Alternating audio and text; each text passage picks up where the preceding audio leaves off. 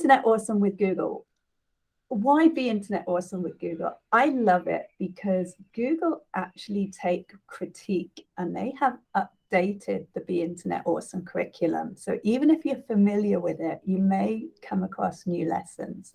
And what this is trying to do is it's trying to help students realize that they need to take a pause, and what they do online is the same as if they were doing it in real life, and to think about it that way.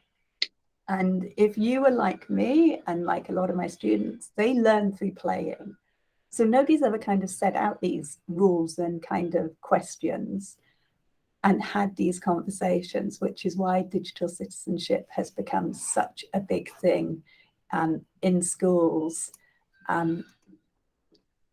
That I find that it's such an important thing.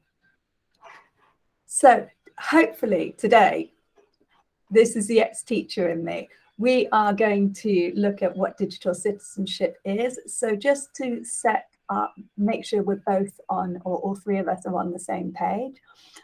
Think about ITSE. Now, Melissa, I know you're an ITSE fan. We'll look at the curriculum. I'm going to show you a sample activity, and if we have time, you can have a play with Interland, which is the gamification side of it. Not all students love the gamification, but I find a lot of them do. You'll also find under my links, there are links for non-Google, just links that I found really, really useful. So who am I? I'm Tracy. And believe it or not, I'm based in New York, although my accent may fool you. I work with Santi from Project Recess, who you may have met. Both Santi and I hang out at a lot of gigs, and we are a Google partner. So what that means is Google have recognized us to work with schools to help you use technology to support your students and to enhance your teaching and learning. So if either of you or you know people who are interested in that kind of side of it, feel free to get in touch with Santi. The other thing with the Project Recess is Santi has on his website put something called the Playground up, and it's free to sign in, and it helps you learn some different Google skills. So instead of just that trial and error and finding things by accident, which is how I learned Google in the first place, it actually takes you through a bit of a course. And there's lots of lovely videos that will help you. So hopefully we're going to explore what we mean by digital citizenship, know how Be Internet Awesome with Google helps address this Google digital citizenship, outline how it aligns to the ITSE standards, and for some schools, even more importantly, it meets one of the compliance issues on the head teacher's checklist, sample an extract lesson, and try Interland. Now, one of the things that I don't think a lot of people realize with Be Internet Awesome is you can take some of the activities offline and do them as in-class hands-on activities as well as online. And that's one of the things I really enjoy about it. Be Internet Awesome was introduced, I think, about 6 years ago, and it's now available in 16 languages. There is a full curriculum in English and Spanish for teachers, which literally has lessons in, and there's posters, coloring books, and all sorts of other activities. Because it's been around for a while, Google asked for some feedback on it, and I find them really great about asking for feedback, and they got feedback from teachers, but they also asked a university, so the University of New Hampshire, who have a centre who are all about safety for children, to do a review, and they've come out with some new lessons and they've updated those lessons. So whereas some of it might have felt a bit tired or things students knew, there are some new aspects, and now some of the lessons are aimed at different grades or different ages. So let's crack on. What is digital citizenship? Melissa, Dulcie, either in the chat or if you want to come off, since there's only a couple of you, What do you think digital citizenship means to you?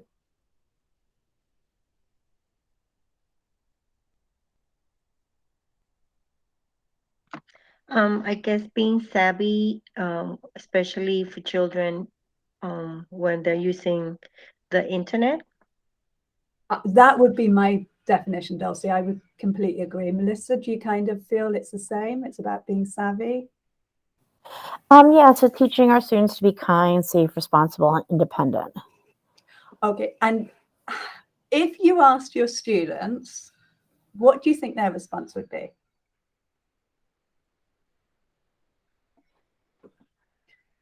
If you said to them, what does digital citizenship mean to you? They probably say it's being safe online, following the rules online. Okay, cool. Okay, my students said to me, it's another thing I have to do. It's another rule I have to obey. Dulcie, would yours be the same as Melissa, or would they be more kind of down my line? Yes, about the same. Yeah. Hmm. So my students saw it more as a rule and as yet another thing they were going to be nagged about. So this is why I like digital citizenship. So we'll watch a short video and then I want to explain how it meets the compliance on the head teacher's checklist. And as you both know, this is something head teachers have to submit every year with evidence, and briefly kind of show you how it matches ITSE's standards. So this is what digital citizenship in a nutshell is about.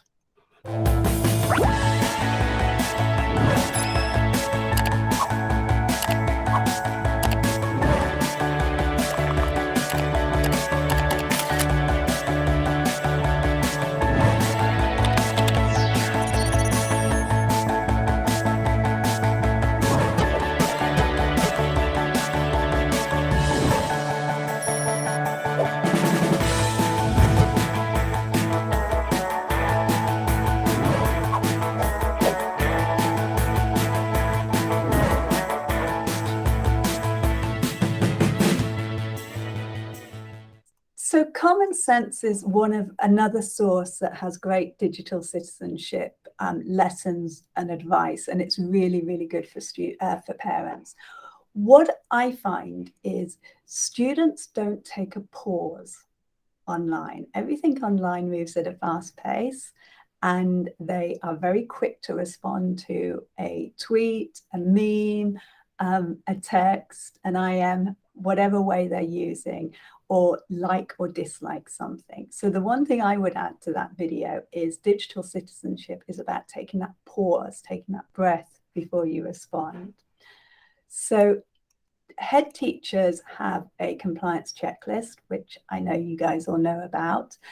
And by the 28th of February 2022, they have to show how they've educated their students regarding appropriate behavior online, how they interact with others, say in chat rooms, what cyberbullying is, and an awareness and a response. Now, Be Internet Awesome actually addresses all that. And I think it's also about remembering that people online are real. So it's a way of thinking and acting. It's not taking those things at face value. It's keeping that information private, not sharing gossip. Who doesn't love passing on a good meme or something? But maybe we should think before we do that. And it also matches ITSE standards. Dulcie, I don't know whether you've heard of ITSE, but ITSE is trying to come up with a common international framework for IT and how students and individuals and teachers should behave online and what we should teach. So it meets three of the standards for ITSEs. And you don't have to report on this, but it's nice to know it's got that backing, that international backing. So ITSE standards, I find, are really important because they help promote that critical thinking. You know, that magic goal as teachers we are all trying to do, where we start getting our students to think critically and to move upon just those demonstrating skills. And the big Google Internet curriculum underwent the ITSE seal of alignment, and it was initially given its approval in 2016. And then what they did is they revisited it and they looked at it and they looked at how it teaches students about phishing, protecting your reputation. And each lesson within the Be Internet Awesome curriculum has like a reinforcement component or an activity. And those are the activities I like taking offline. The protecting your online reputation, I think sometimes I certainly forget about teaching my students. But of course, who doesn't, if you're going for a job or you know you've got someone coming for a job, Google that person to find out information. And this year, especially, we've seen lots of sort of old tweets, people taking pictures or commenting or Facebook posts where it's not been private, or it has been private and it's been shared and it's come back to haunt them. And maybe in the moment they didn't think about the effect it would have. And I know people who've actually been turned down for jobs because of what they've said or what they forwarded. Now, I don't know whether you guys do, but as a teacher in the UK, I wasn't allowed certain social media because they wanted to really restrict it. I know in America, we kind of, we blur the lines a little bit more at times. And I know that I certainly get students say to me, oh, can I be your Facebook friend? I know Facebook's about 70 million years old, and I'm like, no, never. So what is Be Internet Awesome? This is the exciting part. It is different areas that they have broken it down into. So they've broken it down into these areas where you've got share with care, which is obviously all about sharing your personal information and forwarding and what you do and don't. Don't fall for a fake. I think we've all fallen for fakes and phishing. And at the moment, they're getting more and more, they're getting cleverer with these phishing. The most recent one I've seen is the Amazon one, where they say they've refunded you too much, but you can pay them back with a gift card. It's about securing your secrets. For me, the biggest one is the teaching students that when in doubt, talk it out. And it's cool to be kind. My students want to be kind, and they also want to be part of the norm. And so they feel this pull of sometimes they forward things or they respond to things or they don't stand up and be an upstander because they feel the pressure within their peer groups or within their group. So Be Internet Awesome. On the homepage, you can get to the curriculum, which, as I said, is fully available in English and Spanish. And you can actually change the language you see the curriculum in. You can get to classroom activities. There's a tip sheet. There's certificates and badges that you can print off for your students to show their progress. If you're working with the littlies, there's a colouring book. And there's Interland. So these are the main areas, the 5 main areas they've split it down into. Before we jump into those areas, do either of you have any questions? No. Well, that's good. Thank you. Okay. If you do, please interrupt, okay? Because I love questions and I love kind of being asked things and making me think maybe in a different way. I think that's just the teacher in me. So Share with Care. Share with Care has 7 different lessons under it. And what the idea is, these lessons are broken down and they're helping students, the name kind of says it all, to think about how they share information, how they share with those they don't know, So my students and my nephew did this, and one of my godchildren does this, games a lot online. And he's joined teams of people he will never meet in real life because they're all around the world. And they share information that I've kind of had to take him to one side and say, do you realize that's not a good thing to share? You don't know these people. Just because you think they're 12-year-olds doesn't mean they really are. And you don't know who they pass that information on to. So the conversation I had with my nephew about this share with care was all about, he was telling them the name of his first pet. And actually, it was a phishing attempt. And I'll get into that later. So it's about communicating responsibly. If it isn't right to say it to someone's face, then it isn't right to post it. It's about creating those guidelines about what kind of communication is and isn't appropriate. So, you know, when you get your class at the beginning of the year, you come up with your class guidelines or your class behavior rules and what's acceptable and what's not. It's doing exactly the same thing because we're trying to make people realize that it is real life, and it's keeping the personal details about friends and family private. We've all seen those reports where parties have happened at someone's house that they posted, oh, my parents are away. They didn't make it available to everybody else, but other people have forwarded it on. So it's about what information you should keep personal and private. And would your friends want you sharing that information?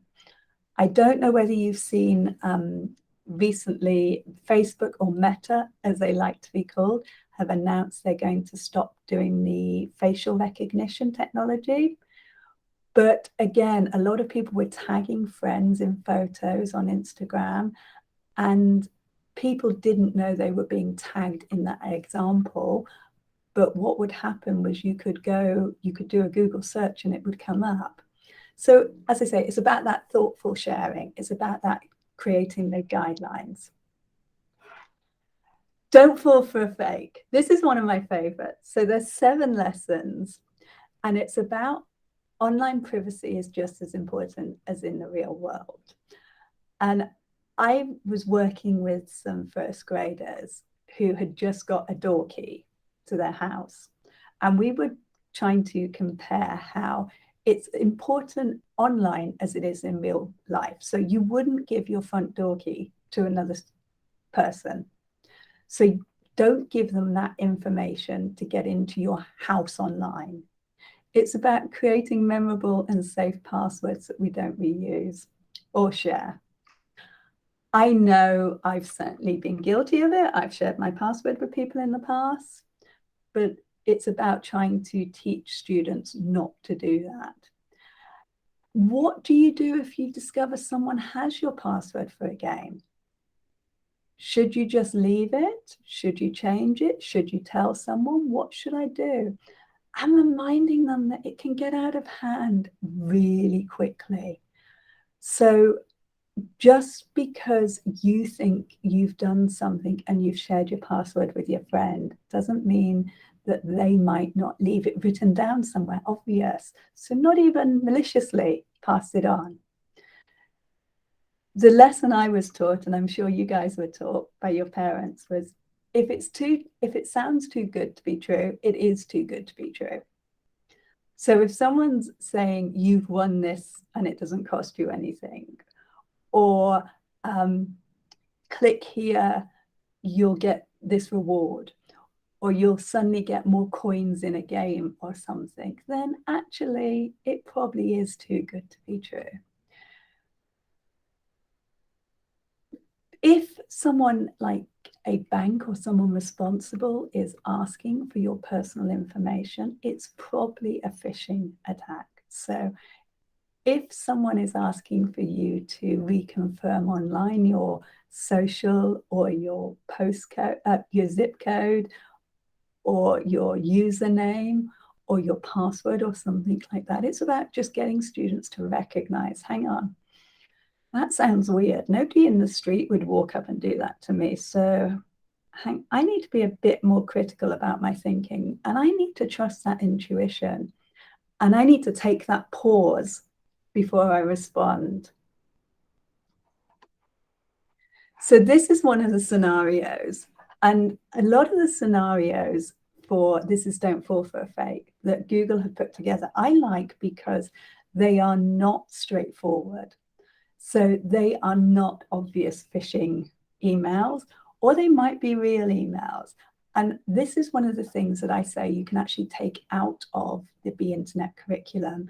And instead of doing the whole thing, maybe put it up on the board when you've got some time and have a discussion about, is this a real email or is it a fake? And what makes you think it's real, or what makes it you think it's a fake? Hey, Melissa, just go for it.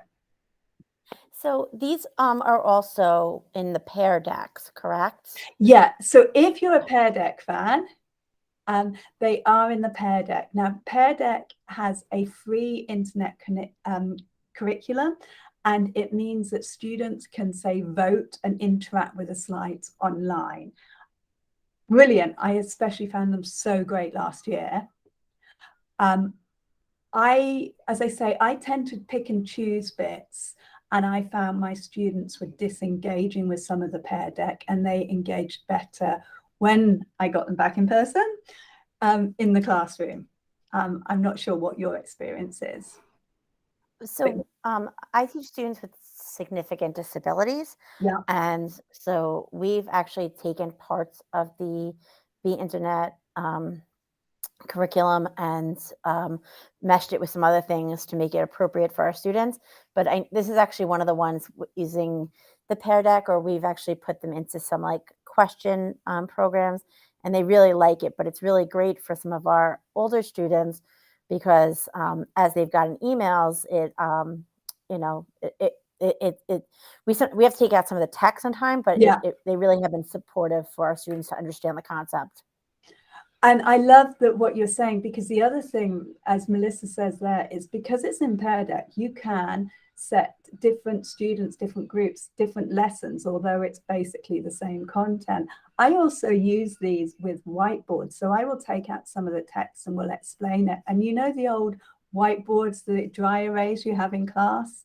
I will get them to hold up a yes to real, or put their hands up, or whatever. So whatever works for you. But Melissa, you're right. The Pear Deck is really good. And with the Pear Deck, of course, you can use Immersive Reader, which helps students understand. There are simpler activities and there are more complex activities. Oh, thank you. You may like some of the gamification, but I actually find some of it too difficult. And I'll tell you about my downfall with the game side of it. So secure your secrets. It's all about making it memorable. Now, there's only 3 lessons in this, and it's about how to teach your students to create those safe passwords, about using upper and lowercase, using symbols. If you've got older and more able students, so I'm talking sort of what I would normally think of middle school, high school, the Applied Digital Skills has some brilliant lessons on how to make sure you create really good passwords. Because what a lot of people do, and I may or may not be guilty of this, is you create your password, you put a year on the end, and then you put the @ symbol, or you put the exclamation mark. And what a lot of my students didn't realize, and in some ways I hadn't twigged, was there are really, really easy ways to create programs to crack passwords. And the Applied Digital Skills curriculum actually goes through that. But this is all about creating simple but safe passwords, and what to do if someone has discovered your password. So is it just about changing it, or is it about reporting it? Because if someone's found your password and it's on a game, does that mean they may have found other people's passwords and they haven't realized? It is about that switching it up and using different passwords and not using your pet's name. I know we are all guilty because we have so much to remember that we may reuse passwords. One of the things I was taught, and I don't know if this is of any help, is to find a favorite phrase and say use the first letter from your phrase. So the sun has got his hat on, and you would choose the T, the S, and so on. But obviously, the more complex the passwords, the harder it is for your students to A, create them, B, remember them. But if they're signed into Chrome and they have a profile, of course, Chrome can remember it for them. And it's cool to be kind. This is the one that my students wholly agree with, and then quite often do the opposite. There are 6 lessons, and it's about using the power of good and positivity. Now, there have been some programs and online games and even Padlet and things like that that have taken likes off. And should I post a YouTube video or something for my students, I quite often turn like off, because I find even on Flipgrid that it can get competitive. And although it's positive reinforcement, it can cause other students to feel less about themselves. It's about stopping the spread. You know, that spread of forwarding that meme. Who hasn't forwarded a meme that you've seen of someone? And who hasn't thought, oh, maybe I shouldn't have done that? And respecting the differences. What do you do to block the mean-spirited people? How do we stop them? Because they're always going to be there. How do we support other people who maybe have a difference of opinion rather than attack them? And how do we get people to speak up? Because it can be really challenging to speak up, especially, you guys know this, if you feel like you're swimming against the mainstream. So if everybody's posting negative messages about somebody, a celebrity, you might keep quiet rather than actually speak up. And so one of the things I like about It's Cool to Be Kind is, although it's a simple message, it actually breaks it down into 6 more complex lessons. When in doubt, talk it out. Again, this is one of those things. So my friends' kids will not talk to her. They would prefer to make a mistake and not tell her, rather than discuss it and say, actually, I wasn't sure whether I should respond to that. And quite often they hit reply, respond, forward, or answer a question, and then afterwards something in their gut tells them it's wrong. So what we have done, and what I've worked with schools to do, is create that safe space where people know they can go and talk it out, whether it's with their peers, a trusted, responsible adult, but not with the judgment. And I think that's really hard. I mean, should you always believe what's on the internet? You know that there are internet myths that come back time and time again, and we all repost them and we keep the myth going, even though they were busted maybe when they first came out. I've done it, and I know I've sent out something that was about police reports saying that this was unsafe and look out for this, and actually it was just an internet myth. So how do we know what on the internet is a good thing, and how do we evaluate those sources, and how do we take that pause? Dulcie, have you had any examples of your students maybe not talking up when they aren't sure, or responding, or have you not really kind of gone into this in your class, or Melissa? Well, in my class, we had an experience one about student meeting someone and they weren't sure. So we were glad that she brought it up to the classroom, and then we just spoke about it, and then she knew how to follow through later on. Can I just say, wow, that means you've created such a wonderful, safe environment, and kudos to you for that, Dulcie.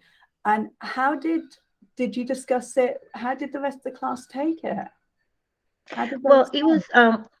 it was a good opportunity for everyone to give her advice as to why maybe she shouldn't have given any answer, or kept in contact with this person, because she really didn't know who was on the other end. And they encouraged her to speak to her parents, the way that was discussed in class, and how to stay safe moving forward. I think that is wonderful. And I think these sort of accidental lessons in some ways hold more value. And thank goodness they didn't meet them, and they did have the presence of mind to ask the question and to bring it up. Melissa, have you had like any examples of maybe when someone's forwarded something, or they've been really kind and come and told you of an issue?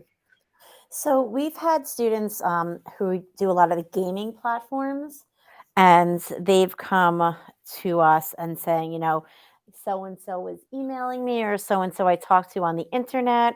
And we've had to explain why that's not okay, what we can do in those situations, how, talk to our families when we're home and talk to our school teachers, because we want to make sure that, the people that you're talking to online are safe.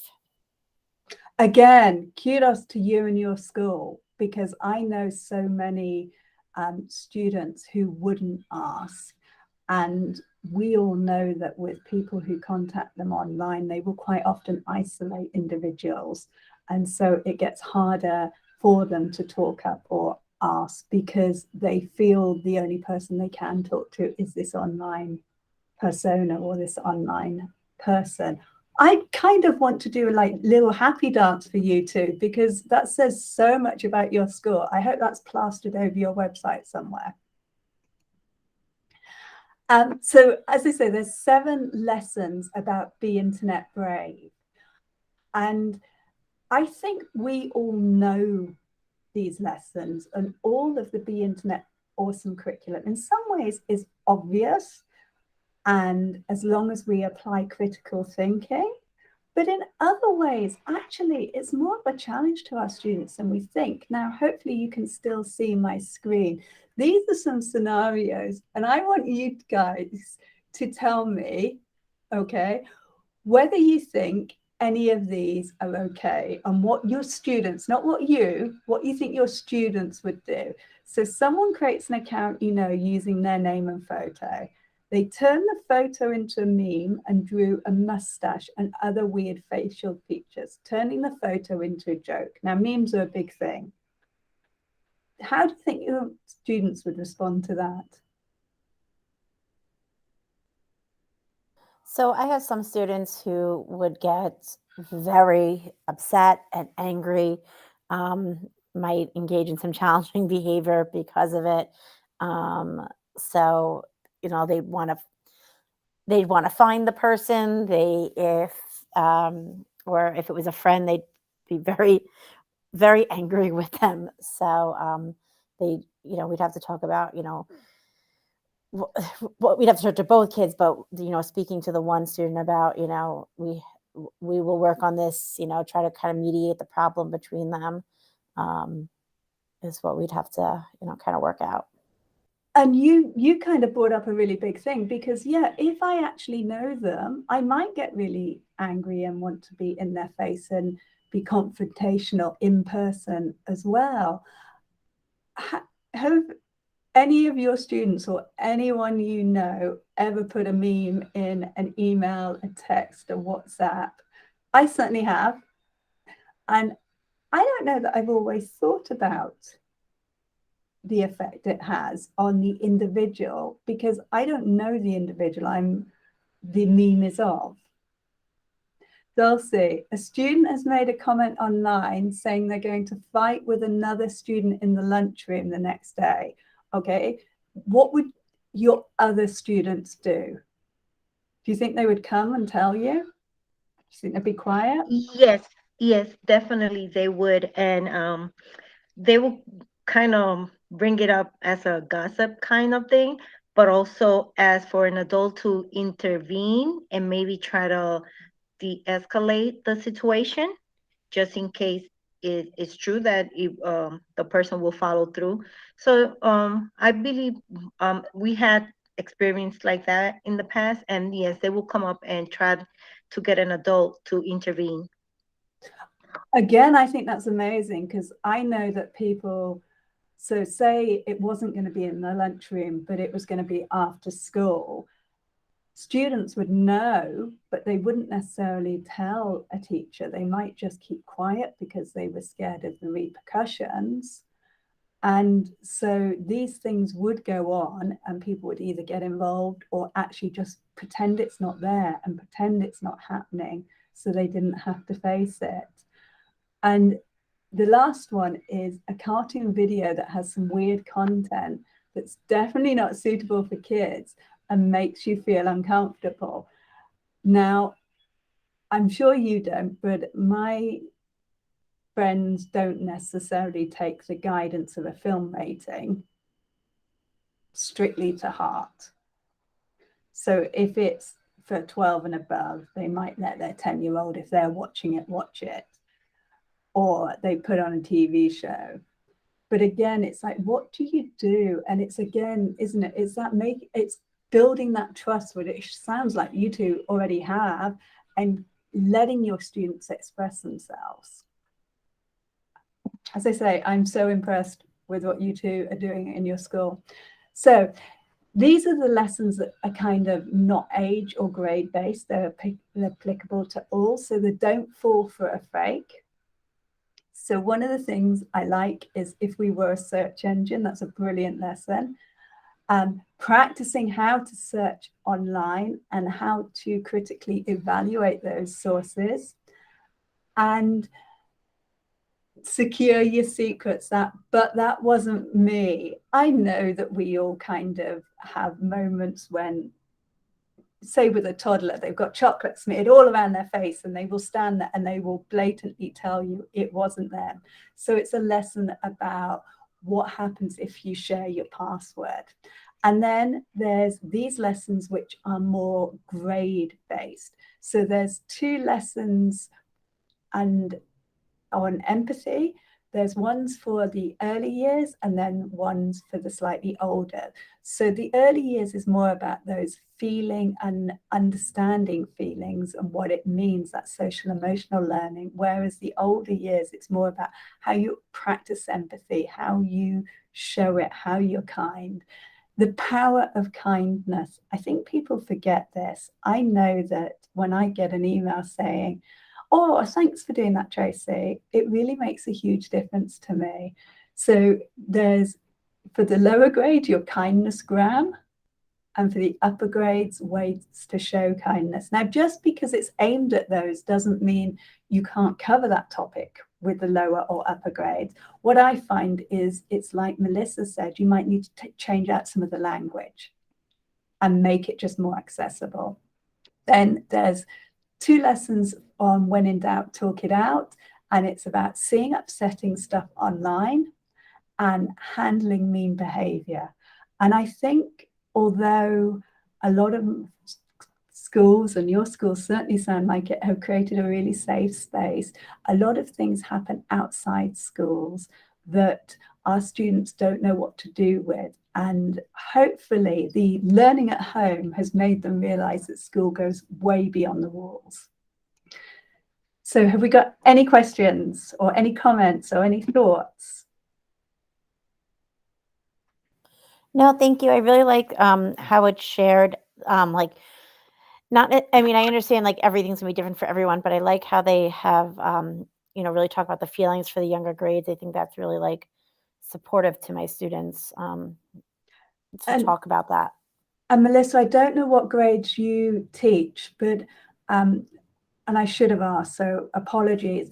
But I work with some schools who have students with very strong additional needs and need a lot of support. And again, if I change the language out or I change the example, I can use it to work for those students. So it may be talking about a cartoon character that's not appropriate for someone who's 17, but they may still benefit from that emotional and learning your emotions lesson. And I can just tweak it. It saves me a lot of work. Yeah, 100%. We have a K through 12 school, but some of our 12th graders are on a pre-K level. So, having those lessons in there really, it helps us cross lots of different areas as we're focusing on digital citizenship.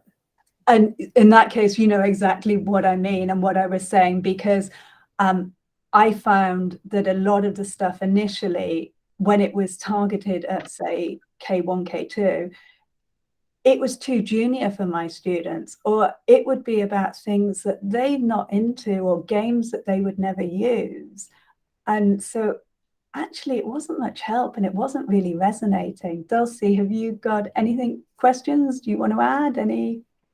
Just a comment. I really enjoy how this program try to teach children for them to know what's right from wrong, and for them using the digital citizenship in practicing proper etiquette online. And I think that's really important, how they need to understand that there are consequences, and just choosing, using critical thinking before they act. Do either of you ever wish? I'm curious. Okay. I sometimes wish, and I know you can set it on Google, but they used to have something called Google Goggles, which wouldn't let you respond to emails or something until like 5 minutes after you'd read it or opened it. I sometimes wish that you could instill that into people. It's like, take a pause, walk away. And in this busy world, I know I don't always take that pause. No, I think that'd be great for adults. I mean, I try to, not just for students. I mean, I try to follow if I'm an email, I need to really think about it, not to respond to the next day. But that would definitely help to make sure that I felt I can control my emotions as I'm doing it. And when you've got 72 million emails, as well as teaching and everything else, some of it is like, hang on, I've just got to get through this. This will just be a quick response. And one of the things that the internet curriculum I like shows is actually, of course, there's no tone in text when you write. So it can be taken in all sorts of ways. And also different words in different languages mean different things, as I keep finding out. We have a shared English, and quite often I use a word and people will stop me and say, Tracy, what does that mean? So have either of you played Interland? No, I haven't. And I have played it, and it is harder than it looks. I'm not gonna lie. Okay. I'm going to show you a really short video, and then we're going to play Interland. Okay, and you're going to choose one area to focus on. Now, I'm going to confess here, I couldn't play Interland because I don't have any gaming skills. I don't game. Okay, and if I do anything, it's touch and response on my iPhone or iPad. So I don't use keyboards. This has to be done online using keyboards. So you do need some motor skills and you do need some gaming skills. And as Melissa said, it's harder than you think. Now, one of the tricks I was taught, okay, I went to an 8-year-old and then I went to my husband, was you don't actually lift your fingers clear of the keys for the cursor hours. You keep them hovering over, because otherwise you'll run out of time and crash into them. So there's 4 worlds in Interland. There's the Tower of Treasures, which is the yellow land. And you have to avoid the boulders and collect emails and passwords. Sounds straightforward and easy. I found it really hard. There's Kind Kingdom, which you need to collect hearts and stop the bullies and give out these hearts to people. but it's actually a bit like a Mario or something where you have to jump up to different levels, but there's no explanation when you start. If you're like me, you just keep going backwards and forwards and you don't realize you actually have to jump and move along. There's Reality River, which is the one I can do because it's a question and answer based one. And there's Mindful Mountain, which is, I think it's impossible. Okay, it would be great as a maths lesson or as a science lesson on reflection and angles, because it starts off really nice and simple, and you have to basically choose who you would share your password with or information with, and then aim it to them, and it beams through. But it gets more and more complicated. You get gates, you get mirrors, you have to bounce things off. I have never been able to complete that one. Melissa, have you ever been able to complete Mindful Mountain? The blue area? Sorry. No, I have not, because there's way too much jumping and I just, it doesn't work for me. I've tried. It's not going there. Okay. I'm going to play the short video, okay? And then we're going to go in. And what I would like you to do, and Melissa, if you've already done it, fine. But I want you to tell me which one you visited and what you liked or didn't like about it. And if you like me and you have to give up on it, that's fine. The thing to remember when you play Interland is unless you get to the end, it doesn't save. So because students don't have to log in, unless they get to the end, it will not save where they are. So have that in mind if you ever set this as an activity, because you will find they get a little bit frustrated. So this is just a little video to give you kind of a bit of an insight. I've turned the volume off. So this is the yellow. This is the one I can do, which is the Reality River. This is the one I was talking about where you kindness, it's jumping, it's hitting buttons, it's moving up and down. And then this one I find almost impossible. At the end of every level or every world, you have questions that kind of reinforce it. In the class, for people who have found it too difficult to actually play it, what I've done is I've found someone who can play it, have it displayed on the whiteboard, and actually almost done it as a group. So if I drop the link in, let me just grab the link to the chat, you can go in and have a go. So let me just drop that link into the chat for you. So have a go at one of the worlds. Let's give you about 10 minutes, well, what's the time now? Let's give you till 5 past and have an explore round. If you're already familiar with it, you might want to go to the Be Internet Awesome curriculum. So I can drop the link in for that as well. Sorry, until what time is at what time does it end? Because I have another Okay. Very important. You don't have time for that. So you've got another thing to move on to, yes? Yeah. So no, but I was just, is this over at 4? 4:30, but we'll skip over it because you've got all these slides and you can use them, okay? So I'm just going to skip over this because I just want to get to the next kind of useful bit, and how you get your CTLE hours if you want them. Just a quick question. Wasn't able to, when I went to the portal, I wasn't getting a copy of the deck. Will you be able to share that with us again? I'll drop that in 1 sec. Thank you. So one of the resources that's really useful is the Be Internet Awesome Pledge. I'm not going to read this through to you because obviously you're short on time. And then there's all these useful resources, okay? And they take you to it.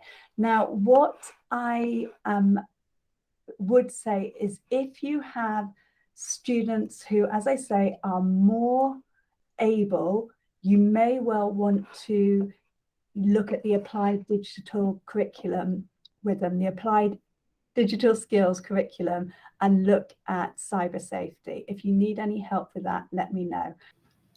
On the screen is a QR code for this presentation. Please feel free to share that with your colleagues. If we can be of any help, please get in touch.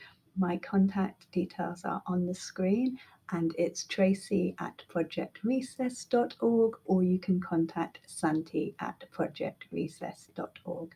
Thank you all for joining Project Recess for today's PD.